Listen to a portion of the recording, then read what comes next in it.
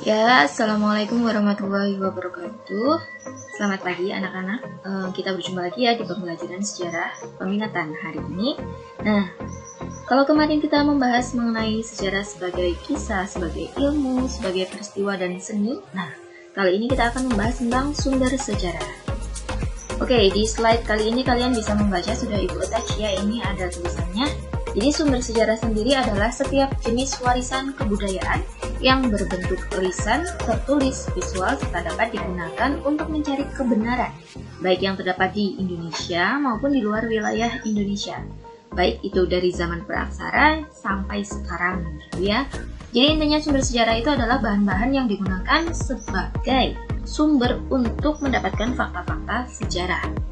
Oke, kalau tadi kita membahas tentang pengertian dari sumber sejarah, nah sekarang kita klasifikasikan sumber sejarah itu ada apa saja sih? Nah, sumber sejarah itu ada banyak sekali, tetapi kita bagi menjadi dua hal besar. Yang pertama berdasarkan sifatnya, yang kedua berdasarkan jenisnya.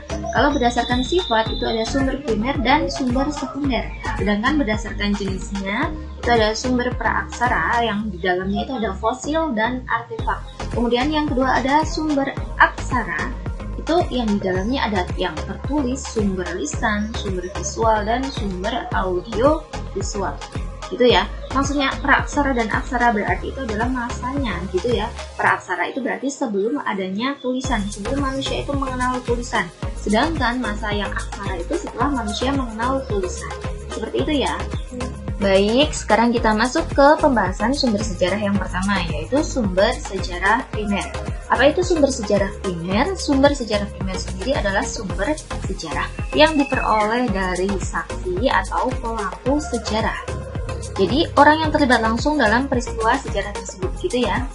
Nah, Ibu contohkan di sini ada sebuah peristiwa, yaitu peristiwa demo mahasiswa Mei 1998. Demo ini dilakukan untuk melengsarkan kedudukan Soeharto pada saat itu yang menjabat sebagai Presiden Indonesia. Nah, gambar di sebelah kanan itu ada gambar atas dan gambar bawah, itu keduanya itu merupakan orang yang sama. Jadi gambar di atas itu merupakan gambarnya Fahri Hamzah dan Fadlizon ketika masih muda, ketika mereka melakukan aksi demo pada 1998. Sedangkan gambar yang di bawahnya ini gambar terbaru ya. Jadi mereka ini sekarang malah sudah menjadi orang-orang penting untuk negara ini. Gitu. Nah, jadi apa yang mereka sampaikan sewaktu itu ataupun sekarang ketika mereka menceritakan kembali peristiwa demo mahasiswa 1998, maka hasil dari apa yang mereka ucapkan itu disebut sebagai sumber sejarah primer. Bisa dipahami di sini? Kenapa? Karena sumber sejarah primer itu dikatakan langsung oleh saksi ataupun pelaku dari peristiwa sejarah itu. Paham ya? Oke, kita lanjut. Oke, baik. Jadi kita di sini masih melanjutkan pembahasan mengenai sumber sejarah primer. Untuk sumber sejarah primer itu tidak hanya tentang hasil wawancara ya. Jadi sumber sejarah primer juga bisa berbentuk hal lain seperti contohnya benda. Nah, Ibu contohkan di sini ada 3 benda. Yang pertama ada prasasti Karangbrahi, yang kedua ada foto awal penemuan Candi Borobudur, dan yang ketiga adalah Piagam Jakarta. Kenapa ketiga benda tersebut bisa menjadi sumber sejarah primer? Itu karena ketiga benda tersebut itu dihasilkan pada saat peristiwa sejarah tersebut berlangsung. Contohnya, untuk prasasti Karangbrahi berarti ini masuk ke dalam sejarah kerajaan Sriwijaya karena prasasti ini dibuat pada masa kerajaan Sriwijaya eksis gitu ya.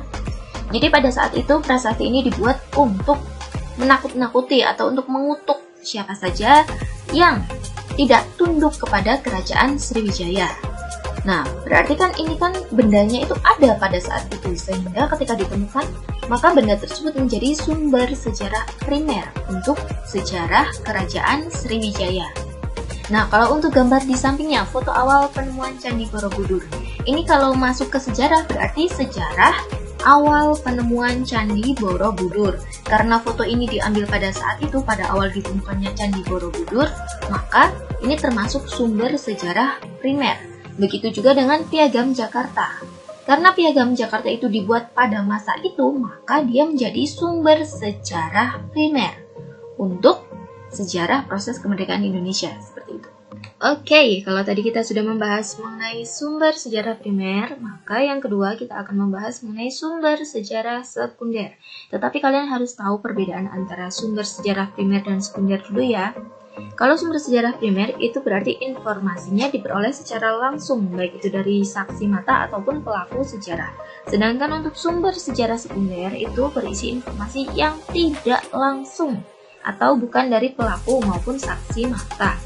Nah, Ibu contohkan di sini ada buku berjudul Pemberontakan Petani Banten tahun 1888 yang dikarang oleh Sartono Kartodirjo. Nah, Bapak Sartono Kartodirjo ini merupakan seorang sejarawan Indonesia. Beliau menggali informasi dari para saksi, dari para pelaku, dari peristiwa pemberontakan ini, kemudian beliau mengolah informasi tersebut dan dijadikan sebagai sebuah buku. Nah, kalau misalnya ada sejarawan lain menggunakan buku ini sebagai sumber sejarah, maka buku ini termasuk ke dalam sumber sejarah sekunder.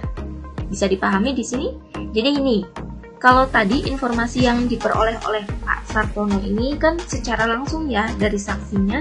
Nah, kalau orang lain atau sejarawan lain menggunakan buku ini, karena buku ini sudah melalui proses pemikiran dari Pak Sartono, nah makanya sumber ini disebut sebagai sumber sejarah sekunder. Bisa dipahami ya anak-anak ya? Dan demikian pembahasan mengenai sumber sejarah untuk hari ini kita cukupkan dulu ya. Cukup sampai sumber sejarah primer dan sumber sejarah sekunder. Untuk sumber sejarah yang lain akan kita bahas pada pertemuan yang akan datang. Ibu akhiri pertemuan kita hari ini. Wabillahi taufiq wal hidayah. Wassalamualaikum warahmatullahi wabarakatuh. Oh iya, jangan lupa untuk buka GCR ya, dibaca baik-baik dan jangan lupa untuk melakukan absensi hari ini. Terima kasih.